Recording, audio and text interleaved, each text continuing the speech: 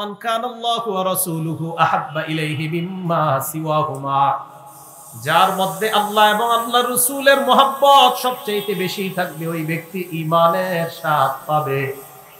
দুই নাম্বার, আইয়ুহিব্বাল মারআ লা ইউহিব্বুহু ইল্লা লিল্লাহ, কোন ব্যক্তি অন্য কোন মানুষকে ভালোবাসবে একমাত্র আল্লাহর জন্য। মুসলমান মুসলমানকে ভালোবাসবে আল্লাহর জন্য। কোন মুসলমান অন্য কোন মুসলমানকে যদি আল্লাহর জন্য মহব্বত করে, ওই মুসলমান অন্তরের মধ্যে ঈমানের স্বাদ পেয়ে যাবে, অন্তরে ঈমানের স্বাদ পাবে। এই ব্যাপারে কয়েকটা হাদিস শুনেন। মুসনাদে আহমদ, ইমাম আহমদ ইবনে হাম্বল একটা হাদিস আনছেন, 19,438 নাম্বার হাদিস। এই হাদিসের বর্ণনাকারী সাহাবার নাম আমর ইবনু আবাসা রাদিয়াল্লাহু তাআলা আন। এটা হাদিসে কুদসি। আন আমর ইবনে আবাসা রাদিয়াল্লাহু তাআলা আনহু قال قال رسول الله صلى الله عليه وسلم। আমর ইবনে আবাসা রাদিয়াল্লাহু তাআলা আনহুর বর্ণনা, আল্লাহ নবী বলেন, قال الله عز وجل, আল্লাহ পাক রব্বুল আলামিন বলেন, হাক্কাত মুহাব্বতি লিল্লাযিনা ইয়াতাহাব্বুনা ফিয়া বিল আজলি। আল্লাহ পাক বলেন, যেই ব্যক্তিরা একে অপরকে আমি আল্লাহর জন্য মহব্বত করে, ওই ব্যক্তিদের জন্য আমি আল্লাহর মহব্বত ওয়াজিব হয়ে যায়। আল্লাহ বলেন, আমাকে, আমার জন্য কোন মুসলমান, এক মুসলমান আরেক মুসলমানকে যদি আমি আল্লাহর জন্য ভালোবাসে, ওই দুইজনকে মহব্বত করা আমি আল্লাহর উপর ওয়াজিব হয়ে যায়। তাহলে একজন আরেকজনকে মহব্বত করা আল্লাহর জন্য। এরপরে এই হাদিসে আল্লাহ বলেন, ওয়া হাক্কাত মুহাব্বতি লিল্লাযিনা ইয়াতাবাযালুনা মিন আজলি। কোন মুসলমান আরেক মুসলমানের জন্য যদি আমি আল্লাহকে খুশি করার জন্য খরচ করে, তাকে ভালোবাসাও আমি আল্লাহর উপর ওয়াজিব করে দিই। এরপরে আল্লাহ বলেন, ওয়া হাক্কাত মুহাব্বতি লিল্লাযিনা, আমি ওই ব্যক্তিদের জন্য আমার ভালোবাসা ওয়াজিব করে নেই, আল্লাযিনা ইয়াতাবাযারুনা ফিয়া, যারা আমি আল্লাহর জন্য একে অপরের সাথে সাক্ষাৎ করতে যায়, আমি তাদেরকে ভালোবাসা আমার উপর ওয়াজিব করে নেই। এশার নামাজের পরে দুইজন আল্লাহ আসবে, আপনাদের নিয়ত যদি থাকে যে তাদেরকে আল্লাহর মহব্বতে দেখা করতে আসছি, তো আল্লাহ বলেন, যারা আমি আল্লাহর মহব্বতে এক মুসলমান আরেক মুসলমানের সাথে দেখা করতে আসো, আমি আল্লাহর মহব্বত তাদের উপর ওয়াজিব হয়ে যায়। তাহলে এক মুসলমান আরেক মুসলমানকে যদি আল্লাহর জন্য ভালোবাসে, ওই ব্যক্তিও অন্তরে ঈমানের স্বাদ গ্রহণ করতে পারবে। আরেকটা হাদিস শুনেন, মুসলিম শরীফের 2567 নাম্বার হাদিস, 2567 নাম্বার হাদিস। এই হাদিসের বর্ণনাকারী আবু হুরায়রা রাদিয়াল্লাহু তাআলা আনহু। عن أبي هريرة رضي الله تعالى عنه قال, আবু হুরায়রা রাদিয়াল্লাহু তাআলা আনহুর বর্ণনা, আন্না রাজুলান যারা আকুল্লাহু, এক ব্যক্তি তার আরেক মুসলমান ভাইয়ের সাথে দেখা করতে গেছে, ফি ক্বরিয়া, কোন এক গ্রামে। আবার বলছি, আন্না রাজুলান যারা আকুল্লাহু ফি ক্বরিয়া, এক ব্যক্তি তার এক মুসলমান ভাইয়ের সাথে দেখা করতে গেছে কোন এক গ্রামে। ওয়াজ কম হওয়া দরকার, ওয়াজ বেশি হইলে ঝামেলা। এই সমস্ত ঝামেলায় ওয়াজ করা যায় নাকি? চারদিকে তো আওয়াজ। ওয়াজ কি হওয়া দরকার? কম। বেশি ওয়াজ হইলে ঝামেলা। এই ঝামেলা হইতো জুমার নামাজে তো ওয়াজ হয়ে গেছে, এখন আর ওয়াজ জরুরি ছিল না। দলিল সহিহ বুখারী 66, 68, 70 নাম্বার হাদিস পড়েন, এগুলাতে আসছে ওয়াজ কম হয় ভালো।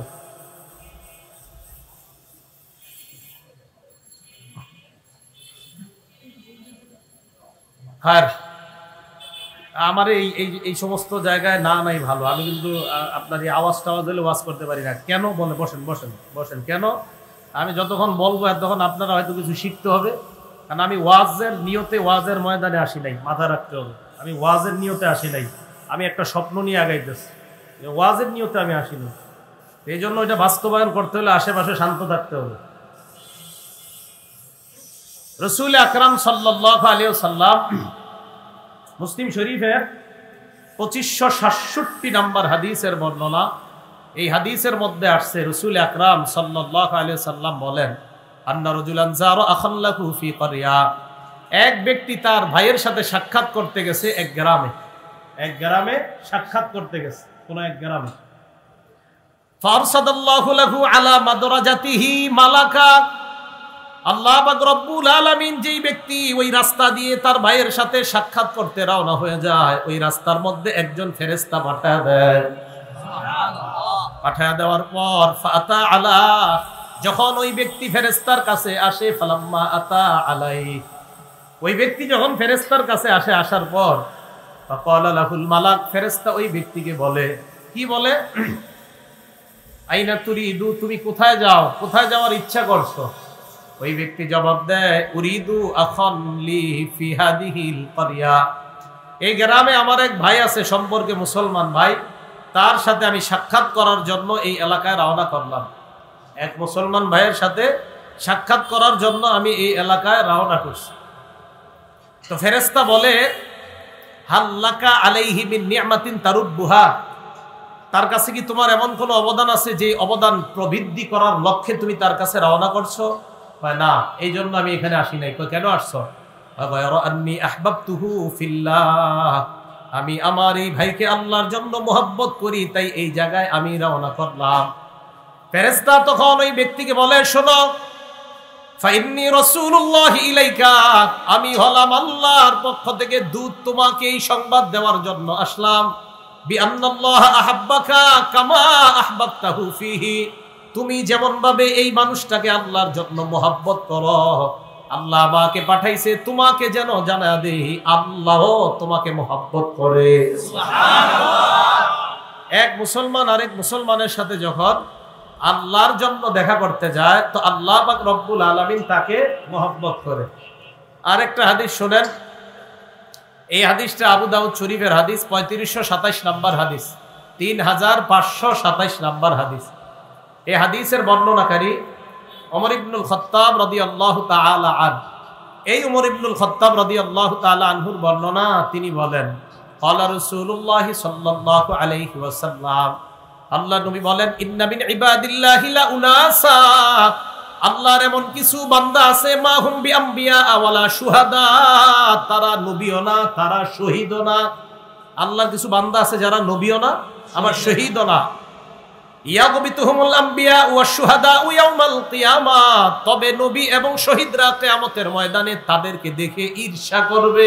সুবহানাল্লাহ। আল্লাহর কিছু বান্দা যারা নবীও না, শহীদ না, কিন্তু নবী এবং শহীদরা তাদেরকে দেখে ঈর্ষা করবে। বিবাকানিহিম মিনাল্লাহ, আল্লাহর পক্ষ থেকে এমন মর্তবা তারা লাভ করবে, নবী শহীদরাও ঈর্ষা করবে। এর মানে নবীদের মর্যাদা তাদের চেয়ে কম এমন না, অর্থাৎ নবীরাও ঈর্ষা করবে যে তারা এত মর্যাদা কিভাবে পাইলো, তারা তো নবীও না, শহীদও না। এর মানে নবীরাও তো উঁচু মর্যাদায় আছে, তবে ওরাও এমন এমন উঁচু মর্যাদা পাবে যেটা দেখে নবীরা বলবে যে এরা এই মর্যাদা কিভাবে পাইলো, এরা তো নবীও না, শহীদও না। তো সাহাবারা কয়, হুজুর এরা আবার কারা? তুখবিরুনা মান হুম, তারা কারা আমাদেরকে জানায়া দেন। নবীজি বললেন, হুম কওমুন তাহাব্বু বিরূহিল্লাহ আলা গায়রি। নবীজি সাল্লাল্লাহু আলাইহি ওয়াসাল্লাম বলেন, এমন এক সম্প্রদায় যারা আল্লাহর হুকুমে, মানে আল্লাহর ভালোবাসায় এক মুসলমান আরেক মুসলমানকে মুহাব্বত করে, আলা গায়রি আরহামিন বাইনাহুম, রক্তের কোনো সম্পর্কের কারণে না, ওয়ালা আমওয়ালিন ইয়াতাআতাউনা, সম্পদের কোনো আশায় না, একমাত্র আমি আল্লাহকে খুশি করার জন্য মুহাব্বত করে, কিয়ামতের ময়দানে তাদেরকে আল্লাহ এমন মাকামের মধ্যে অধিষ্ঠিত করবেন, এমন এক মাকাম হবে। নবীজি বলেন, ওয়াল্লাহি ইন্না উজুহাহুম লানূর, কিয়ামতের ময়দানে তাদের চেহারাগুলা নূরে চমকাইতে থাকবে। ওয়া ইন্নাহুম আলা নূরিন, কিয়ামতের ময়দানে তারা নূরের সিংহাসনের মধ্যে বসা থাকবে। লা ইয়াখাফুনা হিনা খাফান নাস, মানুষ যখন ভীত সন্ত্রস্ত অবস্থায় কিয়ামতের ময়দানে থাকবে, এই মানুষগুলা কোনো ভয় পাবে না। ওয়ালা ইয়াহজানুনা হিনা হাজিনান নাস, মানুষ যখন কিয়ামতের ময়দানে পেরেশান থাকবে, এরা কোনো পেরেশান হবে না। এই মানুষগুলার পেরেশান হবে না, এরা ভয় পাবে না কিয়ামতের ময়দানে, অথচ অন্যান্য মানুষগুলা পেরেশান হবে, অন্যান্য মানুষগুলা ভয় পাবে। কিয়ামতের ময়দানে এমন একটা অবস্থা হবে। তো রাসূল আকরাম সাল্লাল্লাহু আলাইহি ওয়াসাল্লাম বললেন, এক মুসলমান আরেক মুসলমানকে আল্লাহর জন্য মহব্বত করলে তার অন্তরে ঈমানের স্বাদ আল্লাহ দান করে। কথা মনে আসেনি? কয় গুণ থাকলে ঈমানের স্বাদ পাওয়া যায়? এক নাম্বার আল্লাহ আল্লাহ রাসূলকে বেশি ভালোবাসা, দুই নাম্বার কোন মানুষ কোন মুসলমানকে ভালোবাসা আল্লাহর জন্য। হাদিসের মধ্যে আসছে, আবু দাউদের বর্ণনা, মান আহাব্বা লিল্লাহ ওয়া আবগাযা লিল্লাহ ওয়া আতা লিল্লাহ ওয়া মানাআ লিল্লাহ, কোন মুসলমান যদি আরেক মুসলমানকে আল্লাহর জন্য ভালোবাসে, আল্লাহর জন্য রাগ করে, আল্লাহর জন্য কিছু দেয়, আল্লাহর জন্য কিছু দেয় না, এই মুসলমান ফাকাদ ইসতাকমালাল ঈমান, সে ঈমানকে পরিপূর্ণ করলো। সুবহানাল্লাহ। এবার ৩ নাম্বার গুণটা শুনেন, ওয়া আইয়াকরাহা আইয়াউদা ফিল কুফরি বাদা আন আনকাদাহু আল্লাহু মিনহু কামা ইয়াকরাহু আইয়ুকযাফা ফিন নার। জাহান্নামে যাইতে কি কেউ পছন্দ করেন? নবীজি বলেন, কোন মানুষ কুফরি থেকে আল্লাহ তাকে বাঁচানোর পর ওই ব্যক্তি আগুনের মধ্যে পড়া যেমন অপছন্দ করে, কুফরির মধ্যে ফিরে যাওয়া ওই ব্যক্তি তেমন অপছন্দ করে। কুফরির মধ্যে কোনো বান্দা ফিরে যাওয়া যদি অপছন্দ করে, ওই ব্যক্তির অন্তরের মধ্যেও আল্লাহ ঈমানের স্বাদ ঢুকায়া দেয়। বলেন, ঈমানের স্বাদ পাওয়া যায় কয় গুণে? আল্লাহুম্মা লাকাল হামদু ওয়া লাকাশ শুকরু। তাহলে ১ নাম্বার আল্লাহ আল্লাহ রাসূলের মহব্বত, ২ নাম্বার একজন আরেকজনকে ভালোবাসা আল্লাহর জন্য, ৩ নাম্বার কুফরিতে ফিরে যাওয়া তার কাছে এতটা অপছন্দ, যেমন জাহান্নামে কোন তাকে যদি নিক্ষেপ করা হয়, এই জাহান্নামের আগুন তার কাছে যেমন অপছন্দ, কুফরিতে ফিরে যাওয়াও তার কাছে এমন অপছন্দ। তো আল্লাহ আল্লাহ রাসূলের মহব্বত, ওই আবার সূরা তাওবার 24 নাম্বার আয়াত, যদি ওই যে যদি তোমাদের বাবা, যদি তোমাদের সন্তান, যদি তোমাদের ভাই, যদি তোমাদের স্ত্রী, যদি তোমাদের পরিবার, যদি তোমাদের ব্যবসা, যদি তোমাদের সম্পদ, যদি তোমাদের বাসস্থান, এইগুলা আল্লাহ আল্লাহ রাসূলের চাইতে বেশি প্রিয় হয়, তো আযাবের অপেক্ষা করো। আল্লাহ আমাদের সকলকে আল্লাহ এবং আল্লাহ রাসূলকে সবচেয়ে বেশি ভালোবাসার তৌফিক দান করুন। সহিহ বুখারী হাদিস নাম্বার 15 নাম্বার হাদিস। এই হাদিসের বর্ণনাকারী সাহাবার নাম আনাস রাদিয়াল্লাহু তাআলা আন। দেখেন কি বলে, আন আনাস ইবনে মালিক রাদিয়াল্লাহু তাআলা আনহু قال قال رسول الله صلى الله عليه وسلم। আনাস রাদিয়াল্লাহু তাআলা আনহুর বর্ণনা, আল্লাহ নবী বলেন, লা ইউমিনু আহাদুকুম হাত্তা আকুনা আহাব্বা ইলাইহি মিন ওয়ালিদিহি ওয়া ওয়ালাদিহি ওয়ান নাসি আজমাইন। তোমাদের মধ্যে ততক্ষণ পর্যন্ত কেউ ঈমানদার হতে পারবে না যতক্ষণ আমি নবী তার কাছে, তার পিতামাতা, তার সন্তানাদি এবং দুনিয়ার সমস্ত মানুষের চাইতে বেশি প্রিয় না হব, ততক্ষণ পরিপূর্ণ ঈমানদার হতে পারবা না। তাহলে পরিপূর্ণ ঈমানদার হতে পারবা না যতক্ষণ নবী প্রিয় না হবে। আল্লাহ আমাদের সকলকে আল্লাহর ভালোবাসা যেন নবীর ভালোবাসার মাধ্যমে অর্জন করতে পারে, আল্লাহ তৌফিক দান করেন। একটা কিতাব আছে আল আরবাউন আন-নববিয়্যাহ, এই কিতাবের 41 নাম্বার হাদিস, ক্বালা রাসূলুল্লাহ সাল্লাল্লাহু আলাইহি ওয়াসাল্লাম, আল্লাহ নবী বলেন, লা ইউমিনু আহাদুকুম হাত্তা ইয়াকুনা হাওয়াহু তাবআন লিমা জিতু বিহি। তোমাদের মধ্যে ততক্ষণ কেউ পরিপূর্ণ ঈমানদার হতে পারবে না যতক্ষণ তার অন্তরটা, তার চাহিদাগুলা তাবআন লিমা জিতু বিহি, আমি নবী দুনিয়াতে যা নিয়ে এসেছি তার চাহিদা যদি এটার অনুসারী না হয় পরিপূর্ণভাবে, ততক্ষণ পর্যন্ত কেউ পরিপূর্ণ ঈমানদার হতে পারবে না। আমার আপনার চাহিদা হতেই হবে নবী যা নিয়ে এসেছেন কোরআন এবং সুন্নাহ, এই চাহিদাই যখন আমার আপনার পরিপূর্ণভাবে হবে তখন পরিপূর্ণ ঈমানদার হব। আল্লাহ আমাদের সকলকে কোরআন সুন্নাহ পরিপূর্ণভাবে আঁকড়ে ধরে পরিপূর্ণ মুমিন হওয়ার তৌফিক দান করেন। আমিন। সহিহ বুখারী হাদিস নাম্বার 6632 নাম্বার হাদিস, আব্দুল্লাহ ইবনে হিশাম রাদিয়াল্লাহু তাআলা আনহুর বর্ণনা, তিনি বলেন, আর আব্দুল্লাহ ইবনে হিশাম রাদিয়াল্লাহু তাআলা আনহু قال كنا مع رسول الله صلى الله عليه وسلم وهو آخذ بيد عمر بن الخطاب। আব্দুল্লাহ ইবনে হিশাম বলেন, আমরা রাসূল আকরাম সাল্লাল্লাহু আলাইহি সাল্লামের সাথে আছি, নবীজি সাল্লাল্লাহু আলাইহি সাল্লাম ওমর ইবনুল খাত্তাবের হাতটা এইভাবে ধরে আছে, এইভাবে হাতটা ধরে আছে নবীজি হযরত ওমরের হাত, হযরত ওমর এইভাবে চলতেছি আমরা, নবীজি ওমরের হাত ধরে, অনেক সময় উস্তাদরা দেখবেন অনেক ছাত্রদের হাত ধরে, এটা মায়া, এটা মহব্বত, এটা রাসূল সাল্লাল্লাহু আলাইহি সাল্লামের সুন্নাত। হযরত ওমর রাদিয়াল্লাহু তাআলা আনহুর হাত ধরে রাখছে। হযরত ওমর হঠাৎ নবীজিকে বলে, ইয়া রাসূলুল্লাহ, হে আল্লাহর রাসূল সাল্লাল্লাহু আলাইহি সাল্লাম, ওয়াল্লাহি লা আনতা আহাব্বু ইলাইয়া মিন কুল্লি শাইইন ইল্লা মিন নাফসি। আল্লাহর কসম হুজুর, আপনি আমার কাছে দুনিয়ার যা আছে সব কিছুর চাইতে বেশি প্রিয়, তো আমার জীবনের চাইতে বেশি না। কি বললেন? আমার জীবনের চাইতে বেশি না। নবীজি বললেন, ওয়াল্লাযী নাফসি বিয়াদি, ওমর, আমার এই আত্মা যেই সত্তার কাছে, আমার নফস যেই সত্তার কাছে, ওই আল্লাহর কসম, হাত্তা আকুনা আহাব্বা ইলাইকা মিন কুল্লি শাই মিন নাফসিকা, আমি নবী যতক্ষণ তোমার জীবনের চাইতে বেশি মহব্বতের পাত্র তোমার কাছে না হব, তুমি ততক্ষণ পরিপূর্ণ ঈমানদার হতে পারবা না। হযরত ওমর একটু চিন্তাও করলেন না, একটু পরেই হযরতে ওমর বললেন, ইয়া রাসূলুল্লাহ ফাইন্নাহুল আন, আমি সামান্য সময় ভেবে দেখলাম না না, আপনি আমার কাছে আমার জীবনের চাইতেও বেশি প্রিয়। সুবহানাল্লাহ। নবীজি বললেন, আল আন ইয়া উমর, উমর এখন তুমি পরিপূর্ণ ঈমানদার হয়ে গেলা। তাহলে পরিপূর্ণ ঈমানদার এখন তুমি হয়েছো। রাসূল সাল্লাল্লাহু আলাইহি সাল্লামকে জীবনের চাইতেও বেশি মহব্বত করা। আল্লাহ আমাদের সকলকে নবীজিকে যেন জীবনের চেয়ে বেশি মহব্বত করতে পারি, আর নবীর মহব্বতের মাধ্যমে আল্লাহর মহব্বত হাসিল করতে পারি। আল্লাহ তৌফিক দান করেন। মুসলিম শরীফের 2325 নাম্বার হাদিস, 2325। এই হাদিসের বর্ণনাকারী সাহাবা আনাস ইবনে মালিক। আন আনাস ইবনে মালিক রাদিয়াল্লাহু তাআলা আনহু قال لقد رأيت رسول الله صلى الله عليه وسلم والحلاق يحلق رأسا। আল্লাহর নবীকে আমি দেখলাম, একজন আল্লাহ নবীর মাথার চুল মুবারক ছাটাইতেছে, চুল কাটতেছে। ও আতাফা বিহি আসহাবুহু, আল্লাহ নবীর সাহাবারা নবীর চারপাশ ঘেরাও করে আছে। হাত এমন করেন তো সবাই, করেন না? চারপাশে সাহাবারা সবাই এইভাবে হাত দিয়ে রাখছে। এটা সুন্দর হবে, কয়েকটা মিলাইলে আপনি মিলান তো আমার সাথে, তাহলে সুন্দর হবে। হ্যাঁ দেখেন এবার মিলবে। এবার এই হাতের দিকে তাকান। তানাস কয় কি ব্যাপার, সব হাত এইভাবে লাগায় রাখছে কেন?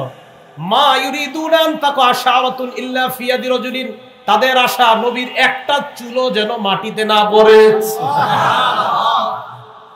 হ্যাঁ এভাবে হাত দিয়ে রাখছে সবাই, একটা চুলও যেন না পড়ে। মা ইউরিদুনা আন তাকা শাআরাতুন ইল্লা ফি ইয়াদি রাজুলিন, সাহাবারা ঘেরাও করে আছে যে রাসূলের একটা চুল মুবারক যেন মাটিতে না পড়তে পারে। সুবহানাল্লাহ। কেমন ভালোবাসতেন নবীজি সাল্লাল্লাহু আলাইহি সাল্লামকে। এজন্য আল্লাহ রাসূলকে যেন আমরা খুব বেশি মহব্বত করতে পারি। আল্লাহ তৌফিক দান করেন। আমিন। আবু বকর সিদ্দিক রাদিয়াল্লাহু তাআলা আন, মুমূর্ষ অবস্থা, বুখারী শরীফের 1387 নাম্বার হাদিস, 1327। উনি মারা যাবে অবস্থা। আম্মাজান আয়েশা সিদ্দিকা রাদিয়াল্লাহু তাআলা আনহা পাশে বসা।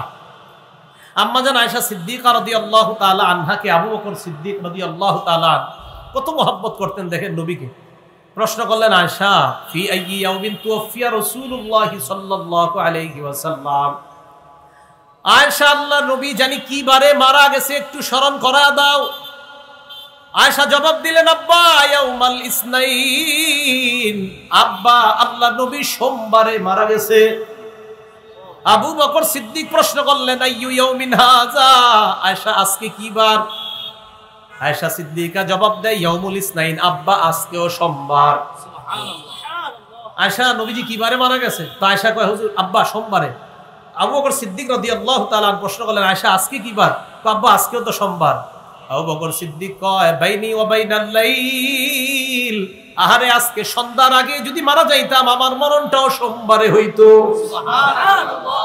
আমার হাবিব মারা গেছে সোমবারে, আজকে সন্ধ্যার আগে আমি মারা গেলে তা আমার মরণটাও সোমবারে হতো। কতটা মহব্বত যে রাসূল মারা গেছে সোমবারে, তো আমার মরণও যেন সোমবারে হয়।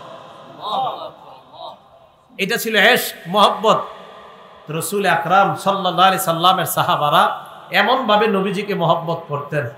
এখন কথা, আমরা নবীজিকে কেন মহব্বত করব? বলেন তো, শব্দটা কি বললাম? আমরা নবীজিকে কেন, কেমন ভাবে মহব্বত করব?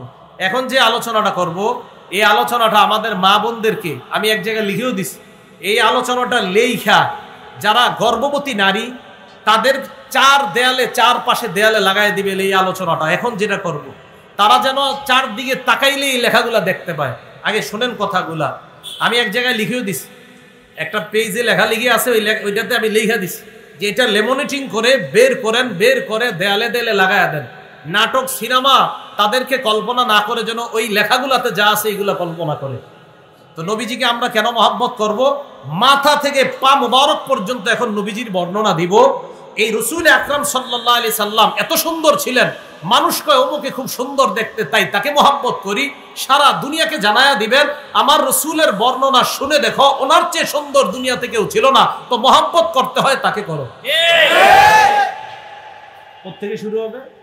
মাথা থেকে পা পর্যন্ত। মন দিয়ে শুনবেন। ভূমিকায় একটা হাদিস শুনেন, আল জামিউস সগীর কিতাবের নাম।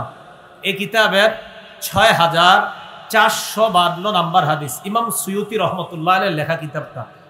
এই কিতাবের মধ্যে আসছে, কানা রাসূলুল্লাহ সাল্লাল্লাহু আলাইহি ওয়াসাল্লাম আবিয়াদা কান্নামা সিগমিন ফিদ্দা, নবীজি সাল্লাল্লাহু আলাইহি ওয়াসাল্লাম এত সৌন্দর্যময় ছিলেন যেন তার দেহটা রূপা দ্বারা তৈরি করা।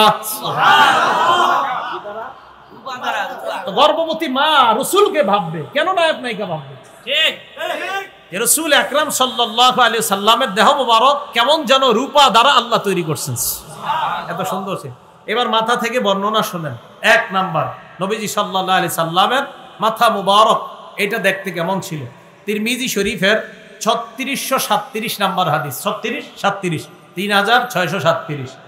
عن علي بن أبي طالب رضي الله تعالى عنه قال كان رسول الله صلى الله عليه وسلم ضخم الرأس। আলী ইবনে আবি তালেবের বর্ণনা, আল্লাহ রাসূল সাল্লাল্লাহু আলাইহি ওয়াসাল্লামের মাথাটা তুলনামূলকভাবে একটু বড় ছিল, দেখতে বড় চমৎকার। একদম ছোট মাথা যেগুলো, এগুলোর চেয়ে একটু দেখতে বড়, খুব সুন্দরভাবে আল্লাহ পাক রব্বুল আলামিন নবীজির মাথা মুবারকটা সাজিয়েছেন।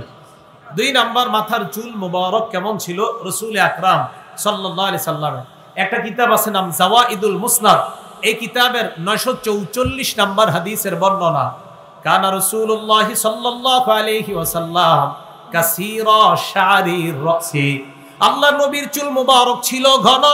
তাহলে মা বোন এক নাম্বার কল্পনায় আনবে, আমার নবীকে কেমন যেন রূপা দ্বারা তৈরি করা হয়েছে, আমার নবীর মাথা মুবারক কত সুন্দর, আমার নবীর চুল মুবারক দেখতে ঘন ছিল। এই চিন্তাগুলা মা বোনরা আনবে। তিন নাম্বার, চুলগুলা দেখতে কেমন ছিল? মুসলিম শরীফের 2347 নাম্বার হাদিসের বর্ণনা, 2347 নাম্বার হাদিসের বর্ণনা। আন আনাস ইবনে মালিক রাদিয়াল্লাহু তাআলা আনহু قال লা বিল জাদিল কাতিতি ওয়ালা বিসাবতি। আল্লাহর নবীর চুল মুবারক একবারে কোকড়ানো ছিল না, একদম লম্বাও ছিল না, একবারে কোকড়ানো ছিল না, আবার লম্বাও ছিল না। এর প্রশ্ন, হুজুর তাহলে কেমন ছিল আপনারা একটু বলেন তো? নবীজির চুল মুবারক কেমন ছিল দেখেন। আহারে, আল জামিউস সগীর হাদিস নাম্বার 6452 নাম্বার হাদিস। কানা রাসূলুল্লাহ সাল্লাল্লাহু আলাইহি ওয়াসাল্লাম রাজিলা শারি। আমার নবীর চুল মুবারক একবারে কোকড়ানো ছিল না, আবার লম্বা ছিল না। দেখতো কেমন ছিল? সাহাবা বর্ণনা দেয়, সামান্য ঢেউ খেলানো চুল ছিল। সুবহানাল্লাহ, ঢেউ খেলতো নবীর চুল মুবারক, ঢেউ খেলতো। কেমন ঢেউ খেলতো দেখেন। রাসূল আকরাম সাল্লাল্লাহু আলাইহি সাল্লামের চুলের ব্যাপারে আল জামিউস সগীরের 6475 নাম্বার হাদিস আসছে। ইন আকিকাতুহু, নবীজির চুল মুবারকের অবস্থা ছিল এমন, আল্লাহর নবীর সামনের চুল মুবারক গুলা যদি শীতি কাটতো, কি কাটতো? শীতি। এগুলা যদি শীতি কাটতো নিজের থেকে, ইন কানাত আকিকাতুহু, নবীজির চুল মুবারক গুলো যদি শীতি কাটতো, ইনিন ফারাকাত আকিকাতুহু, চুল যদি এমনি শীতি কাটতো, ফারাকাত, তাহলে নবী খুব সুন্দরভাবে শীতি কাটতেন। ওয়া ইল্লা ফালা, অন্যথায় শীতি কাটতেন না। তাহলে একবারে কোকড়ানো ছিল না, একবারে লম্বা ছিল না, ঈষৎ ঢেউ খেলানো ছিল, হালকা ঢেউ খেলতো চুলগুলা। চুল যদি অনায়াসে শীতি আসতো, আল্লাহর নবীর শীতি মুবারকটা এত সুন্দর করে হইতো যে অটোমেটিক আমার নবীর চুল মুবারক এমন ভাবে শীতি হয়ে যেত, দেখতে মনে হতো একজন সুদর্শন পুরুষকে আল্লাহ কিভাবে বানিয়েছে। সুবহানাল্লাহ, মানুষ কাকে ফলো করে আমি বুঝি না। তাহলে রাসূল আকরাম সাল্লাল্লাহু আলাইহি সাল্লামের চুল মুবারক এমনি শীতি হয়ে যেত। সামনের চুল আর সামনের দাড়ি কয়েকটা সাদা হয়ে গেছিল। ইন্তেকালের আগ পর্যন্ত প্রায় 17-18টার মতো দাড়ি সাদা, শাড়ি আর চুল সাদা হয়ে গেছিল। মুসলিম শরীফের 2344 নাম্বার হাদিসের বর্ণনা। কদ শামিতা মুকদ্দামু রাসিহি ওয়া লিহিয়াতি, সামনের চুল আর দাড়ি কয়েকটা সাদা হয়ে গেছে। দেখেন কি কয়, কানা ইজাদ্দাহানা, নবী যদি চুল এবং দাড়ির মধ্যে তেল লাগাইতেন, লাম ইয়াত্তাবায়ান, তাহলে ওই সাদা চুলগুলা দেখা যাইতো না। তেল লাগায় রাখলে এই সাদা কয়েকটা দেখা যাইতো না। যদি তেল না লাগাইতেন, ওয়াইযা কানা শাইসা রাসুহু, আর কখনো যদি চুলগুলা পড়তো একটু এলোমেলো হয়ে যাইত, তখন দেখা যাইতো দুই একটা সাদা আছে। অন্যথায় তেল লাগিয়ে রাখলে 64 বছর, আপনার 60 বছরের পরেও আমার নবীর ওই চুল সাদা দেখা যাইতো না, তেল লাগানো। তাহলে কানা ইজাদ্দাহানা লাম ইয়াতাবায়ান, তেল লাগাইলে আর দেখা যাইতো না। ওয়াইদা শাই, আগে বলেন, আমি আরো বলবো, যদি স্ত্রীদেরকে এগুলা বলেন, বলবেন তো সবাই ইনশাআল্লাহ, না হলে সামনে আর কম না, বাকি আছে কিন্তু সব, মাত্র মাথা ধরলাম। বলেন তো বিবিদেরকে এগুলা শোনাবেন তো? হ্যাঁ, যে এইগুলা ভাবো। রাসূল আকরাম সাল্লাল্লাহু আলাইহি সাল্লামের দাড়ি মুবারক, চুল মুবারক একটু সাদা ছিল। এগুলো চুলের অবস্থা। এখন আসেন 4 নাম্বার কথা, চুল কি পর্যন্ত ছিল? 1 নাম্বার ওয়ফর, কানের মধ্য পর্যন্ত, অর্ধেক পর্যন্ত। 2 নাম্বার লিম্মা, কাঁধ এবং 2 কানের মাঝামাঝি পর্যন্ত। 3 নাম্বার জুম্মা, 2 কাঁধ পর্যন্ত প্রলম্বিত চুলকে বলা হয় জুম্মা। 3টা হাদিস থেকে আমরা শুনি। আমরা 4 নাম্বার আলোচনা হলো নবীজির চুল মুবারক কি পরিমাণ লম্বা ছিল। 1 নাম্বার 2 কানের মাঝামাঝি মানে অর্ধেক পর্যন্ত লম্বা ছিল। মুসলিম শরীফের হাদিস 2338 নাম্বার হাদিস, 2338 নাম্বার হাদিস। এই হাদিসের মধ্যে আসছে কানা রাসূলুল্লাহ সাল্লাল্লাহু আলাইহি ওয়াসাল্লাম, কানা শা'রু রাসূলিল্লাহ সাল্লাল্লাহু আলাইহি ওয়াসাল্লাম ইলা আনসাফি উযুনাই। আল্লাহর নবীর চুল মুবারক কানের অর্ধেক পর্যন্ত লম্বা ছিল, এটাকে বলা হয় ওয়ফরা। তাহলে কানের অর্ধেক পর্যন্ত, বলেন এটাকে কি বলা হয়? ওয়ফরা। এবার 2 নাম্বার লিম্মা। লিম্মা কাকে বলা হয়? 2 কাঁধ আর 2 কানের মাঝামাঝি চুলকে। দলিল বুখারী শরীফের 5905 নাম্বার হাদিসের বর্ণনা, কানা শা'রু রাসূলিল্লাহ সাল্লাল্লাহু আলাইহি ওয়াসাল্লাম বাইনা উযুনাইহি ওয়া আতিকিহি। আল্লাহর নবীর চুল মুবারক 2 কান এবং 2 কাঁধের মাঝামাঝি পর্যন্ত ছিল, এটাকে বলা হয় লিম্মা। 3 নাম্বার জুম্মা, বুখারীর বর্ণনা 5904 নাম্বার হাদিসের বর্ণনা। আগেরটা 5905, এটা 5904। কানা ইয়াদরিবু শা'রু রাসূলিল্লাহি সাল্লাল্লাহু আলাইহি ওয়াসাল্লাম মানকিবাই। আল্লাহর নবীর চুল মুবারক এই কাঁধ পর্যন্ত প্রলম্বিত হলো। তাহলে কানের মাঝামাঝি পর্যন্ত ওয়ফরা, কাঁধ এবং কানের মাঝামাঝি পর্যন্ত লিম্মা, আর কাঁধ পর্যন্ত প্রলম্বিত চুলকে বলা হয় জুম্মা। নবীজি সাল্লাল্লাহু আলাইহি সাল্লামের এটা হলো চুলের পরিমাপ কতটুকু ছিল। 5 নাম্বার আলোচনা, নবীজি সাল্লাল্লাহু আলাইহি সাল্লামের চেহারা মুবারক কেমন ছিল। সহিহ বুখারী হাদিস নাম্বার 3549 নাম্বার হাদিসের বর্ণনা, কানা রাসূলুল্লাহ সাল্লাল্লাহু আলাইহি ওয়াসাল্লাম আহসানান নাসি ওয়াজহা। নবীজি সাল্লাল্লাহু আলাইহি ওয়াসাল্লামের চেহারা মুবারক দুনিয়ার সব মানুষের চাইতে বেশি সুন্দর। তাহলে বিবিরে বলবেন, আরে তুমি কার চেহারা দেখে ফলো করো? তুমি নবীর চেহারা ভাবো, নবীর চেহারা দুনিয়ার সবচেয়ে সুন্দর ছিল, তো আমার নবীকে কল্পনা করো। শামাইল তিরমিজি কিতাবের নাম, এটা বিবিরে কিনে দিবেন, আপনার ছেলের বিবিরে কিনে দিবেন, আপনার মেয়ে গর্ভবতী তাকে কিনে দিবেন। শামাইল তিরমিজি, মাদ্রাসা মসজিদের ইমাম আলেমদের সাথে যোগাযোগ করে বলবেন, হুজুর বাংলায় পাওয়া যায় শামাইল তিরমিজি, এটা আমারে কিনে দেন। এটা ওই গর্ভবতী নারীকে দিয়ে বলবেন কোরআন পড়বা, আর পাশাপাশি নবীর নাক কান চুল কেমন ছিল এগুলা পড়তে থাকো, নাটক সিনেমা বন্ধ, সব বন্ধ করে দেন। সন্তানের উপর প্রভাব পড়বে ইনশাআল্লাহ। রাসূল আকরাম সাল্লাল্লাহু আলাইহি সাল্লামের চেহারা মোবারক সবচেয়ে উজ্জ্বল ছিল। তিরমিজি শরীফের 3638 নাম্বার হাদিসের বর্ণনা, লা বিল মুকালসামি, আল্লাহ রাসূলের চেহারা মোবারক একবারে গোল ছিল না। তাহলে কেমন ছিল? ওয়া কানা ফিল ওয়াজহি তাদবিরুন আবিয়াদা মুশরাবা, হ্যাঁ গোলের দিকে কিছুটা ভাব ছিল, তবে গোল ছিল না। আল্লাহ নবীর চেহারা মুবারক গোল ছিল না, আর তবে গোলের দিকে কিছুটা ভাব ছিল, পুরাপুরি গোল ছিল না। এটা রাসূল সাল্লাল্লাহু আলাইহি সাল্লামের চেহারার আকৃতি। নবীজি সাল্লাল্লাহু আলাইহি সাল্লামের চেহারাটা আরো কেমন সুন্দর ছিল, আরেকটা বর্ণনা আমরা শুনি। তিরমিজি শরীফের 3846 নাম্বার হাদিসের বর্ণনা। এই হাদিসের মধ্যে আসছে নবীজি সাল্লাল্লাহু আলাইহি সাল্লামের চেহারা মুবারকটা এত সুন্দর ছিল, আল্লাহ পাক রব্বুল আলামিন এত সুন্দর করে বানিয়েছে। আল জামিউস সগীরের 6475 নাম্বার হাদিসে আসছে, ইয়া তালাআল্লাহু ওয়াজহুহু তালাআলুল কমার লাইলাতাল বাদ, পূর্ণিমার চাঁদের রাতের চাঁদটা যেমন সুন্দর, রাসূলের চেহারা মুবারকটা এমন ওই চাঁদের মতো সুন্দর দেখা যায়। এটা 6475 নাম্বার হাদিস। মুসলিম শরীফের 2344 নাম্বার হাদিসের বর্ণনা।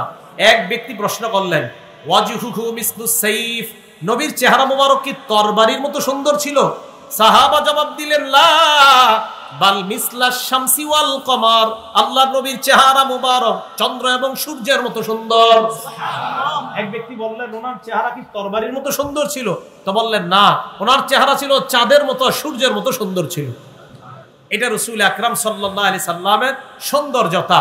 তো নবীজি সাল্লাল্লাহু আলাইহি সাল্লামকে আল্লাহ পাক রব্বুল আলামিন এত সুন্দর করে বানিয়েছেন, তা আমরা যখন মা বোনদেরকে বলবো, তারা যদি কল্পনা করতেই হয় তাহলে রাসূল আকরাম সাল্লাল্লাহু আলাইহি সাল্লামের এই চেহারা মোবারক নিয়ে কল্পনা করবে। হযরত জাবির ইবনে সামুরা রাদিয়াল্লাহু তাআলা আনহুর বর্ণনা, তিনি কি বলে দেখেন, রাআইতু রাসূলুল্লাহি সাল্লাল্লাহু আলাইহি ওয়াসাল্লাম, আমি আল্লাহর নবীর দিকে তাকাইলাম। ফাজআলতু আনজুরু ইলাল কমার ওয়া ইলা রাসূলিল্লাহি সাল্লাল্লাহু আলাইহি ওয়াসাল্লাম, একবার চাঁদের দিকে তাকাই আর একবার নবীর দিকে তাকাই, আবার চাঁদের দিকে আবার নবীর দিকে। হুয়া আহসানু ইনদি মিনাল কমার, আল্লাহর কসম বারবার চাঁদের দিকে তাকায় দেখলাম নবীর চেহারা মুবারক চাঁদের চাইতে সুন্দর। এই ভাবনা দেন বিবির মধ্যে, তাহলে চেহারা মুবারক চাঁদের মতো সুন্দর কেমন জানি ছিল। আল্লাহ যেন ওই সৌন্দর্যতা নিয়ে আমাদেরকে দুনিয়াতে থাকবে একবার ঘুমে দেখার তৌফিক দান করুন। আমিন। রাসূল আকরাম সাল্লাল্লাহু, আর আপনার বিবি কল্পনা করতে করতে হতেও পারে একদিন স্বপ্নে দেখেই ফেলবে। এগুলো 5 নাম্বার চেহারার বর্ণনা। 6 নাম্বার নবীজি সাল্লাল্লাহু আলাইহি সাল্লামের কপাল মোবারকের বর্ণনা। কানা রাসূলুল্লাহ সাল্লাল্লাহু আলাইহি ওয়াসাল্লাম ওয়াসিআল জাবির, নবীজির কপালটা ছিল চওড়া, দেখতেই মনে হতো নেতৃত্ব গুণে সর্বপ্রকার গুণ দিয়ে আল্লাহ ওনাকে বানিয়েছেন। 7 নাম্বার নবীজির ভুরু মোবারক, ভুরু এই দুই পাশের ভুরু। আল জামিউস সগীর 6475 নাম্বার হাদিসে আসছে, কানা রাসূলুল্লাহ সাল্লাল্লাহু আলাইহি ওয়াসাল্লাম আযাজ্জাল হাওয়াজিবি সাওয়াবিগা মিন গায়রি কারনিন বাইনাহুমা, রাসূল আকরাম সাল্লাল্লাহু আলাইহি ওয়াসাল্লামের ভুরু মুবারক, এই দুই ভুরু মুবারক ছিল বক্র, বাঁকা, সরু, চিকন। এখন পার্লারে গিয়ে অনেকে চিকন করে, আমার নবীর ভুরু আল্লাহ বানাইছে এমন চিকন ছিল। দুইটার মাঝখানে মিন গায়রি কারনিন, এই দুই ভুরুর মাঝখানে লাগানো ছিল না। এখন আমার দিকে তাকান, নবীজির এই দুই ভুরুর মাঝখানে বাইনাহুমা, এই দুই ভুরুর মাঝখানে একটা রগ ছিল, ইউদিররুহুল গদব। আমার নবী যখন মাঝে মাঝে রাগ করতেন এই রগটা ফুলে যেত। আর না জানি কত সুন্দর লাগতো। অবশ্যই নবীজি রাগ হইলেও সুন্দর লাগতো। নবীজি সাল্লাল্লাহু আলাইহি সাল্লামের এই দুই ভুরুর মাঝখানে একটা রগ ছিল, ইউদিররুহুল গদব। নবীজি যখন রাগ করতেন তখন তার এই দুই ভুরুর মাঝখানে রগটা ফুলে উঠতো। তো নবীজি সাল্লাল্লাহু আলাইহি সাল্লামকে আল্লাহ এত সুন্দর করে বানিয়েছেন। তাহলে এইভাবে আপনার ঘন ছিল, সরু ছিল, দুইটার মাঝখানে ফাঁকা ছিল, আর এই দুইটার মাঝখানে একটা রগ ছিল, রাগ হইলে নবীজির এটা দেখা যাইত। এগুলো 7 নাম্বার। 8 নাম্বার নবীজি সাল্লাল্লাহু আলাইহি সাল্লামের চোখ মুবারক। সহিহুল আদাবিল মুফরাদ কিতাবের নাম, এই কিতাবের 988 নাম্বার হাদিস। এই হাদিসের মধ্যে আছে, কানা রাসূলুল্লাহ সাল্লাল্লাহু আলাইহি ওয়াসাল্লাম আজিমাল আইনাইন, জান্নাতের মধ্যে হুর যারা থাকবে তাদের চক্ষুগুলা হবে ডাগর ডাগর চোখ। আমার নবীকে দুনিয়াতে আল্লাহ ডাগর ডাগর চোখ বিশিষ্ট বানিয়েছেন। সুবহানাল্লাহ, চোখ বিশিষ্ট বানিয়েছেন। তিরমিজি শরীফের হাদিস 3638 নাম্বার হাদিসের বর্ণনা। এই হাদিসের মধ্যে আসছে আদাজাল আইনাইন, নবীজির চোখের ভিতরের মণিটা ছিল কালো। তিরমিজি শরীফের 3846 নাম্বার হাদিসের বর্ণনা, আশকালাল আইনাইন, নবীজির চোখের এই কিনারা দিয়ে দেখলেই, যেই কেউ দেখলেই নবীজিকে মায়া করতে বাধ্য। চোখগুলো আল্লাহ এত মায়াবী বানাইছেন। সুবহানাল্লাহ। আশকালাল আইনাইন, আশকালাল আইনাইন, চোখ ছিল বড়, দেখতে বড় চমৎকার, একটু লালিমা লালিমা ভাব ছিল, যেই কারো দিকে তাকাইলে কারে মানুষ ফলো করে আমি বুঝি না, আমার নবীর চোখ মুবারক আল্লাহ বানাইছে এত সুন্দর করে। সুবহানাল্লাহ। আর কেমন বানাইছে, হযরত জাবির ইবনে সামুরা রাদিয়াল্লাহু তাআলা আনহু কি বলে দেখেন, আমি তো অবাক হয়ে গেছি এই হাদিস যখন পড়লাম। তিরমিজি শরীফের একটা হাদিস আছে, ইয়াদখুলু আহলুল জান্নাতিল জান্নাতা জুরদান মুরদান মুকাহহালিনা, জান্নাতীরা যখন জান্নাতে যাবে তখন তাদের চোখগুলোর দিকে তাকাইলে দেখা যাবে আল্লাহ প্রদত্ত সুরমা মনে হয় তাদের চোখে লাগায় দেওয়া হয়েছে। দুনিয়াতে না জান্নাতে যাওয়ার সময়। এবার আমার নবী দুনিয়াতে কেমন ছিল দেখেন। জাবির ইবনে সামুরা বলেন, তিরমিজি শরীফের 3845 নাম্বার হাদিস, তিনি বলেন, রাআইতু রাসূলুল্লাহ সাল্লাল্লাহু আলাইহি ওয়াসাল্লাম, আল্লাহর নবীর দিকে আমি তাকাইলাম, তাকানোর পর মনে মনে বলতাম আকাহালা, নবীজি মনে হয় চোখের মধ্যে সুরমা লাগিয়েছেন। ভালো করে তাকায় দেখলাম লাইসা বিআখালা, সুরমা লাগায় নাই, বরং আল্লাহ চোখগুলাই এমন বানায়া দিয়েছে। সুবহানাল্লাহ। আমার দেখলে মনে হয় তো সুরমা লাগাইছে, আসলে সুরমা লাগায় নাই, আল্লাহ বানাইছে এমন। সুবহানাল্লাহ। রাসূল আকরাম সাল্লাল্লাহু আলাইহি সাল্লামের চোখ মুবারক এত সুন্দর ছিল। এরপরে আসেন 9 নাম্বার আলোচনা, নবীজি সাল্লাল্লাহু আলাইহি সাল্লামের নাক মুবারক, নাকের দিকে তাকান। নবীজির নাক কেমন ছিল? হাদিসের মধ্যে আছে আকনাল ইরনাইন, নবীজির নাকটা আমাদের চাইতে তুলনামূলক এই জায়গায় একটু উঁচু ছিল। লাহু নূরুন, এই জায়গায় তাকাইলে মনে হতো একটা নূর ইয়ালুহু, এখান থেকে নূর বের হচ্ছে। সুবহানাল্লাহ। এত সুন্দর করে আল্লাহ নবীজিকে বানিয়েছেন। 10 নাম্বার দাঁত মুবারক, হাদিসে আসছে মুফাল্লাজাল আসনান, বর্তমানে দাঁত ফাঁকা করার জন্য কত কিছু করা হয়। আল্লাহ নবীকে আল্লাহ পাক রব্বুল আলামিন এমনিতেই দাঁতগুলা হালকা হালকা ফাঁকা রেখে যেন কোনো শিল্প দ্বারা আমার নবীর দাঁতগুলা আল্লাহ বসিয়ে দিয়েছেন। 11 নম্বর নবীর থুতু মোবারক। কি মোবারক? থুতু। স্বপ্নে যদি মুখে একটু দিয়ে দেয় কাজ হয়ে গেছে। তো রাসূল আকরাম সাল্লাল্লাহু আলাইহি সাল্লামের থুতু মোবারক কেমন ছিল? বুখারী শরীফের একটা বর্ণনা শুনেন, 4210 নম্বর হাদিস। রাসূল আকরাম সাল্লাল্লাহু আলাইহি সাল্লামের সাহাবা সাহাল ইবনে সাদ রাদিয়াল্লাহু তাআলা আনহু বর্ণনা, তিনি বলেন খায়বারের যুদ্ধে আমাদের বিজয় হচ্ছে না। তো রাসূল আকরাম সাল্লাল্লাহু আলাইহি সাল্লাম বললেন, খায়বারের যুদ্ধের দিন নবীজি বললেন আগামীকাল লা উতিয়ান্না রায়াতা গাদান রাজুলান, আগামীকাল এমন এক ব্যক্তির হাতে পতাকা দিব ইয়াফতাহুল্লাহু আলা ইয়াদাইহি, যার হাতে আমি আশাবাদী আল্লাহ খায়বারের বিজয় দান করবে। ইউহিব্বুল্লাহ ওয়া রাসূলা ওয়া ইউহিব্বুহুল্লাহু ওয়া রাসূলুহু, যেই ব্যক্তি আল্লাহ আর আল্লাহ রাসূলকে ভালোবাসে আর আল্লাহ এবং তার নবীও তাকে ভালোবাসে। এখন দেখেন, আমি আপনি আল্লাহ তাআলা নবীর সাহাবারা এই কথা শোনার পর আমাদের মাদ্রাসার উস্তাদরা যখন কিছু বলে আগামীকাল তোদের মধ্য থেকে একজনকে এই করা হবে, ভালো একটা সুসংবাদ দিছে, তখন সবার রাত্রে ঘুমাবে না, আরে না জানি আমি প্রত্যেকের এরকম একটা মনোভাব থাকবে। তো নবীর সাহাবারা ফাবাতু ইয়াদুকুনা লাইলাতাহুম, রাতের বেলা এই চিন্তায় কাটায়া দিছে, আইয়ুহুম ইউতাহা, তারা এই চিন্তা করতে করতে রাতটা কাটায়া দিছে, না জানি কালকে আমাকেই দেয়, না জানি পতাকাটা আমাকেই দেয়, তো প্রত্যেকের আশা আমাকেই দিবে। ফালাম্মা গাদাও, যখন সকাল হয়েছে, ফালাম্মা আসবাহু গাদাও আলা রাসূলিল্লাহি সাল্লাল্লাহু আলাইহি ওয়াসাল্লাম, সকাল হওয়ার পর তারা সবাই আল্লাহ নবীর কাছে আসলেন।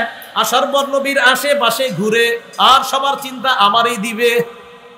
নবী এইভাবে তাকায়, আইনা আলী ইবনে আবি তালেব, সুবহানাল্লাহ, আলী কোথায়? তো সব সাহাবারা হুজুর সবাই আসছে, আলী ছাড়া। সাহাবারা জবাব দেয় ইশতাকি আইনাই, হুজুর আলীর চোখের মধ্যে সমস্যা হয়েছে। নবীজি বলেন তাড়াতাড়ি ডাকো। হযরতে আলী আসলেন, আসার পর বললেন আলী কেন আসো নাই? হযরত আলী বলেন হুজুর চোখে সমস্যা। নবীজি কই সমস্যা? চোখে। কখনো চোখ খুলছে। ফাবাসাকা রাসূলুল্লাহি ফি আইনাই, আল্লাহর নবী হযরত আলীর দুই চোখে থুতু দিয়ে দিস। সুবহানাল্লাহ। হযরত আলী বলেন সাথে সাথে আমার অবস্থা এমন যেন আমার জীবনেও চোখে সমস্যা ছিল না। সুবহানাল্লাহ। বরকত আসেনি থুতুতে? আছে। স্বপ্নে যদি একটু পায়া যান কাজ হয়ে যাবে। 12 নাম্বার, 11 নাম্বার থুতু মুবারক, 11 নাম্বার থুতু মুবারক। 12 নাম্বার রাসূল আকরাম সাল্লাল্লাহু আলাইহি ওয়াসাল্লামের ফু ফু ফু, মুখ দিয়ে ফু দেয় না, ফু। নবীজির এক সাহাবা নাম সালামা রাদিয়াল্লাহু তাআলা আনহু, এই সালামা রাদিয়াল্লাহু তাআলা আনহুর ব্যাপারে আসছে আবু দাউদ শরীফের বর্ণনা 3894 নাম্বার হাদিস।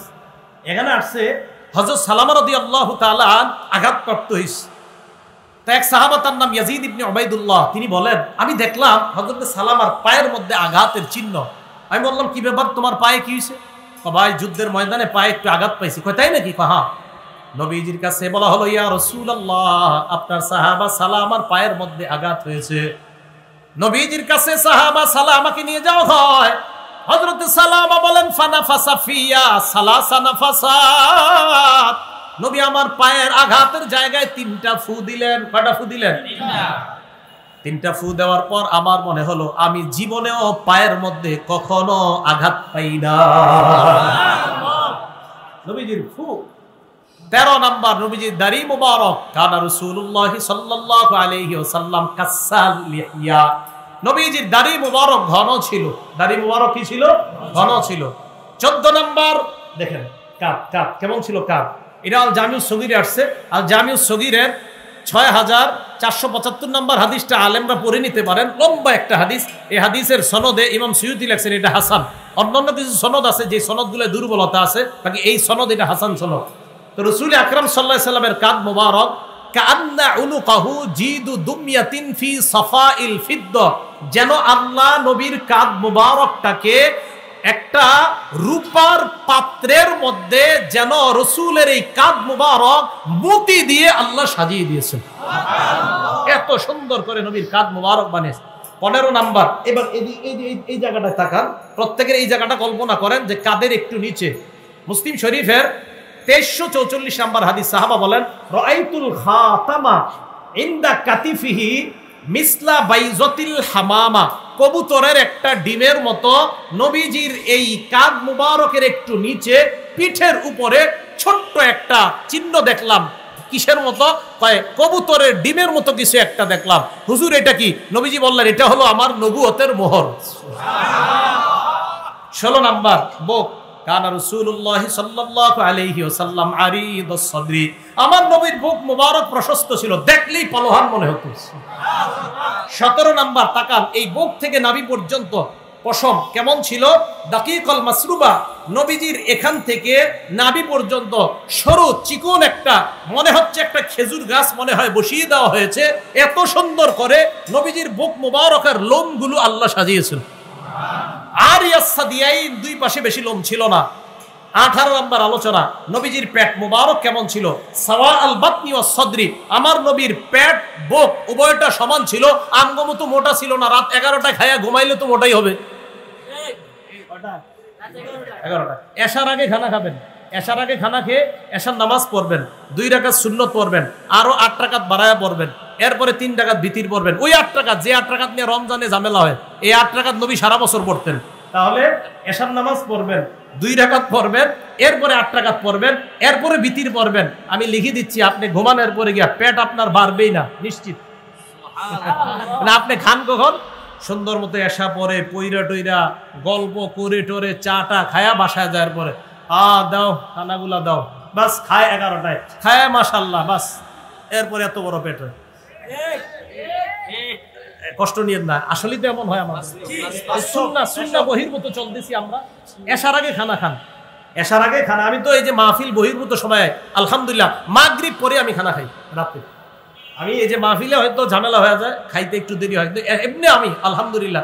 আমারে কি কয় সবাই, এইটা আগের যুগের মানুষ। এই যে মাগরিবের পরে খানা খাই, আমার দাদিও মাগরিবের পরে খানা খাই, এখন আমারে কয় মাগরিবের পরে খানা খাই দিকে, এই কি আগের যুগের মানুষ মাগরিবের পরে খানা খাই? তো মাগরিবের পরে খানা খাই আলহামদুলিল্লাহ। তো মাহফিল ছাড়া আপনার মাগরিবের পরে আমার খানা খাওয়া আদত, শুধু আমার না, আমাদের পরিবারের আলহামদুলিল্লাহ, আমার বিবি সহ আমাদের সবার আদত মাগরিবের পরেই খানা খাওয়া। রাসূল আকরাম সাল্লাল্লাহু আলাইহি সাল্লামের পেট বুক এইগুলো সমান ছিল। কেন? আমাদের নবীজি সাল্লাল্লাহু আলাইহি সাল্লামের পেট আর বুক এটা সমান রাখা, এটা পালন রাখা। পেট বেড়ে যাওয়া এটা দিতে পারেন না আপনি, কারণ একটা মুসলমান সব সময় সুঠাম দেহি দেখতেই যেন মুজাহিদ মনে হয়। 19 নাম্বার, রাসূল আকরাম সাল্লাল্লাহু আলাইহি সাল্লাম হাঁটতেন কিভাবে? তিরমিজি শরীফের 3637 নাম্বার হাদিসের বর্ণনা। আলী ইবনে আবি তালেব রাদিয়াল্লাহু তাআলা আনহু বলেন, বাস এই কথা বলে শেষ করে দিচ্ছি। দেখেন একবারে বর্ণনা দেয়, লাম ইয়াকুন রাসূলুল্লাহ বিতাওয়িলিল বাইন, নবীজি সাল্লাল্লাহু আলাইহি সাল্লাম একবারে গাছের মতো লম্বা ছিল না, ওয়ালা বিল কাসিরি, একবারে খাটো ছিল না। কেমন ছিল? শাসনুল কাফাইনি ওয়াল কদামাইন, হাতগুলা আর পাগুলা ছিল মাংসালু। আমার একটু ধরেন তো, এই দেখেন, কেউ যখন নবীজিকে ধরতো তখন তার হাত মুবারক একদম নরম ছিল, আর যখন তরবারি ধরতেন তখন ওনার চেয়ে এরকম শক্তিশালী আর কারো হাত ছিল না। হাত মুবারক এত সুন্দর ছিল। তাহলে হাত মুবারক মাংসালু ছিল, পা মুবারক মাংসালু ছিল, আর দখমুল কারাদিস, নবী সাল্লাল্লাহু আলাইহি সাল্লামের এই জোড়াগুলা আল্লাহ এত সুন্দরভাবে বানিয়েছেন যে একটা পালোয়ান পুরুষের যেমন হওয়া দরকার, জিম কইরা ছেলেরা বানায়, আমার নবীরে আল্লাহ বানাইছে এমন। সুবহানাল্লাহ, দখমুল কারাদিস। আর পাইদা মাশা, নবী যখন হাঁটতেন, আহারে খুব সহজ সরল ভাবে হাঁটতেন। মাশা কান্নামা ইন হাত্তা মিন সাবাব, আমার নবী যখন হাঁটতেন মনে হতো সিঁড়ি দিয়ে উপর থেকে নিচে নামছে, অথচ সমতল ভূমিতে হাঁটতেছে। নবী হাঁটতেন এমন ভাবে সহজ সরল মানুষের মতো হাঁটতেন। আমাদের বাংলাদেশের মাওলানা আব্দুল মালেক সাহেব এইভাবে হাঁটেন। এত বড় হাস্তি আলেম, হাঁটা দেখলে, জুতা দেখলে মনেই হয় না ভিতরে কি জিনিস, আর হাঁটে কি জুতা পায়ে দেয়। হযরতের হাঁটাটা যখন আমি দেখি, হাদিস মনে পড়ে যে নবীজি সাল্লাল্লাহু আলাইহি সাল্লাম যখন হাঁটতেন সমতল ভূমিতে মনে হতো ইন হাত্তা মিন সাবাব, উপর থেকে নিচে নামতেছে। সহজ সরল মানুষগুলো যেমন মাথা নিচের দিকে দিয়ে দিয়ে হাঁটে, এমন ভাবে নবীজি হাঁটতেন। তো নবীজি সাল্লাল্লাহু আলাইহি সাল্লামের এই কল্পনাগুলা আপনারা মা বোনদেরকে দিয়ে দেন। আমি একটা লেখাও দিছি কোথায় জানি এই বিষয়ে, যে এটা কম্পিউটারে লেমিনেটিং করে বের করেন, করে এইগুলা আপনি চার দেয়ালে সাজিয়ে দেন। আপনার গর্ভবতী মাকে, বোনকে ওই মেয়েগুলাকে বলেন, এইগুলা দেখো আর কল্পনা করো, তোমার ভিতরে সন্তানের কল্পনাটা যখন করবা, মাথাটা কল্পনা করো তো নবীর মাথা কল্পনা করো, চোখ কল্পনা করো তো নবীর চোখ কল্পনা করো, নবী সাল্লাল্লাহু আলাইহি সাল্লামের চেহারা মুবারক কল্পনা করো। আহারে আমার ছেলের চুলটা জানি কেমন হয়, তো নবীর চুল মুবারক কল্পনা করো। আহারে আমার সন্তানের চোখটা জানি কেমন হয়, তো নবীর চোখ মুবারক কল্পনা করো। আহারে আমার সন্তানের হাতটা জানি কেমন হয়, তো নবীর হাত মুবারক কল্পনা করো। আহারে আমার সন্তানের নাকটা জানি কেমন হয়, তো নবীর নাক মুবারক কল্পনা করো। আমার সন্তানের পাগুলা জানি কেমন হয়, তো নবীর পা মুবারক কল্পনা করো। আমার সন্তানের বুকটা জানি কেমন হয়, তো নবীর বুক মুবারক কল্পনা করো। লিকুল্লি শাইইন আসার, প্রত্যেকটা জিনিসের একটা ক্রিয়া প্রতিক্রিয়া আছে। চিন্তা যদি খারাপ হয় সন্তানের উপর খারাপ প্রভাব পড়ে, চিন্তা যদি সুন্দর হয় সন্তানের উপর অবশ্যই সুন্দর প্রভাব পড়বে। আল্লাহ পাক রব্বুল আলামিন আমাদের সকলকে যে কথাগুলো বললাম রাসূল আকরাম সাল্লাল্লাহু আলাইহি সাল্লামকে যেন সবচেয়ে বেশি মহব্বত করতে পারি, আল্লাহ তৌফিক দান করেন। আমিন। ওয়া আখিরু দাওয়ানা আলহামদুলিল্লাহি রাব্বিল আলামিন।